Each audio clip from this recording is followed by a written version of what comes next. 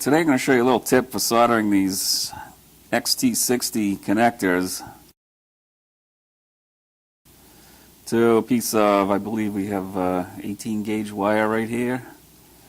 And sometimes when you solder these on, you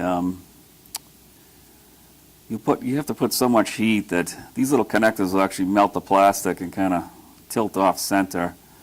So one thing you can do is take another connector, plug them together. That way this connector, the brass contacts in it act as a little bit of a heat sink for the one that you're soldering. You have less chance of melting the plastic. So let's put this together here and put it to the test. Okay, we're using a Hakko corded soldering iron, and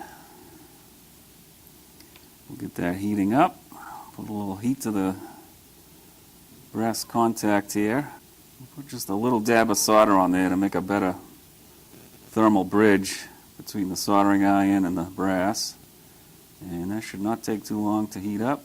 And there we go. Solder is melting. And you don't have to completely fill these little contacts with solder to make a good connection. So that is soldered into the connector without melting the plastic. And there you have it.